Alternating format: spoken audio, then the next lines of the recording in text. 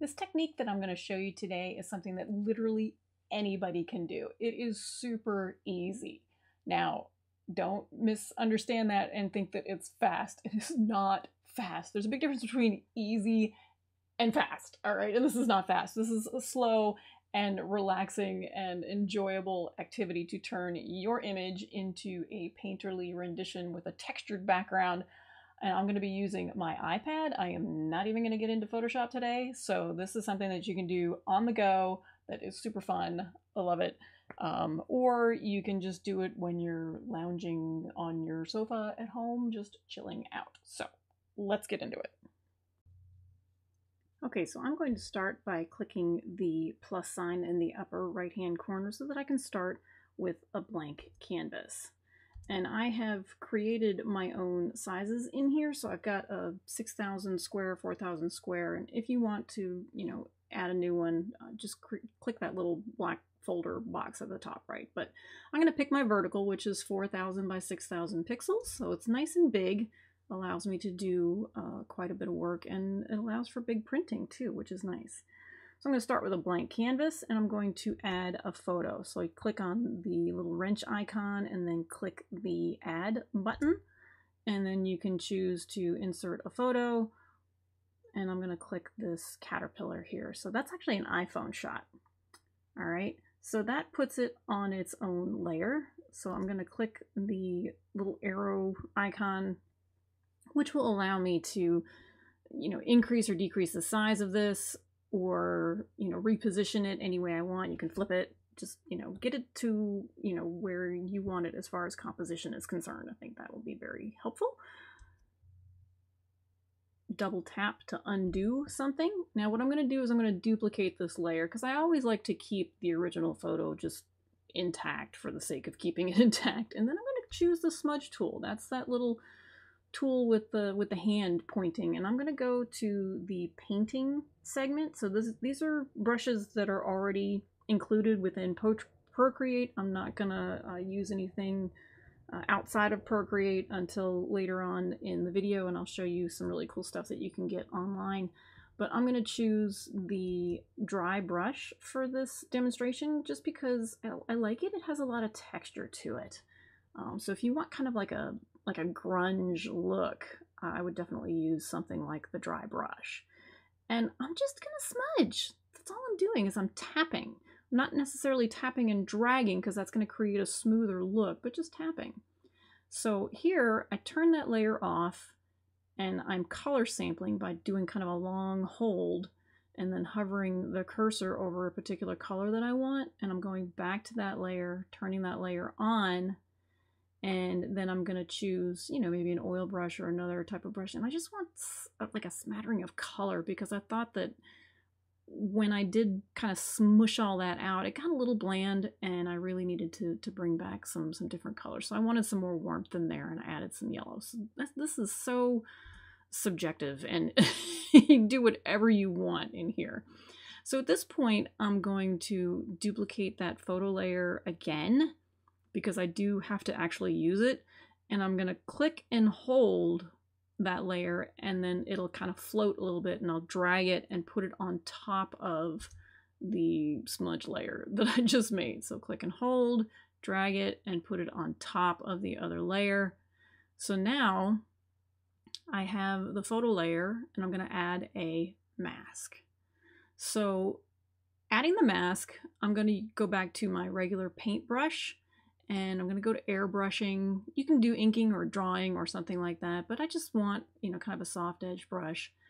And I'm going to paint with black. Now, black will remove the white layer. You have to paint with the opposite color. So I'm painting with black to remove the actual image and reveal the smudges that I did behind it. So you're seeing me change the size. So the closer I get to my actual subject, the smaller brush I'm going to use, because I want to be really careful about what I'm doing there.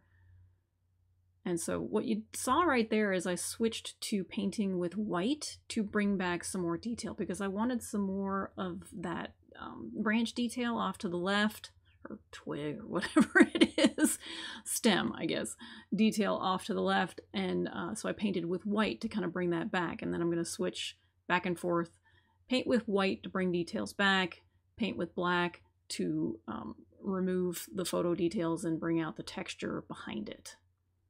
So now I'm just going to pinch those together, or you can click on one and say merge down, and then I'm going to duplicate that just honestly just for the sake of having the original one intact, because I'm about to smudge the heck out of it. So again, I'm picking another brush to show you the difference in the textures of these brushes. So that's turpentine. And now I'm going to choose oil paint, and you can just kind of see it's a smoother, kind of wet looking brush stroke. So choose whatever brush you are comfortable with, whatever type of look you're going for. And at this point, you literally just start smudging. So if you want more detail and more variation in the colors, you're going to want to use a smaller brush. You know, sit in front of the TV for a while and just smudge, because I'm not actually drawing anything. I could almost, you know, look away for a few seconds. Anyway, so if I want more texture, if I've got something like a highly texturized branch, or, you know, animal with fur or something like that, I'm going to use a different type of brush, a smaller brush, and use more of a tapping motion instead of actually clicking and dragging the pixels, because that's going to give me a different look. If I just grab a huge brush and just drag it all the way across the canvas, it just turns into a big blob. See? Big blob. So be careful how long your strokes are, and be sure that you understand that where you're putting that Apple Pencil down, that's the color that you're going to drag. So that's the thing about the smudge tool, is if I want to drag green, I got to put it on the green first. If I want to maintain these small details in here, I have to get in close. And you just, you know, pinch and zoom on your image and you can get in close. And I'm trying to maintain the yellow spots there on this caterpillar and the black as well. So here I'm doing the highlights and shadows, and I like to do this on a separate layer. So I'm going to add that layer and get in here and add some highlights and shadows. One of the things that I find happens during this process is that I lose some of the overall contrast. And so you can see how some of my blacks here were just a little bit, you know, grayed out when I mix them with the white right next to it. It just, you know, it happens. And so you can do this in post-processing if you want to, you know, because this is a photograph. It started out as a photograph, and it is just a JPEG or a TIFF file in the end. And so you can bring it into Lightroom or something like that and beef it up in there with the contrast if you want. But I prefer to add those details while I'm in here, because I'm already in here working, so I might as well take care of it now, right? Okay, so here what I like to do is I like to add some imperfections. I've gone through and I've smudged everything, but it really doesn't look terribly painterly at this point, unless you kind of zoom in and see the details. And so in order to get, you know, paint splatters and splashes and things like that, I'm going to use that old brush or that oil brush or something similar. Again, you can download extra brushes online if you want to get really messy, but there's all sorts of things that you can use in here to add textures and that painterly look. If I go in with that small brush, I get a little bit, but if I make the brush just a little bit bigger and just kind of tap, it's actually grabbing pixels all around it, and I'm kind of mimicking paint splatters by doing that. And I just like to do this. I'll do it more on some images than others. It just depends on my mood.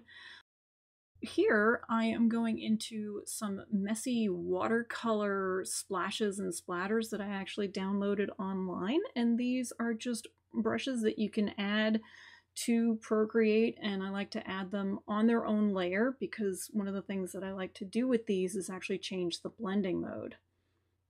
So I'm going to sample a color from my image here, and you can see when I, you know, kind of tap along the edge here, it just splatters that color, boom, right there.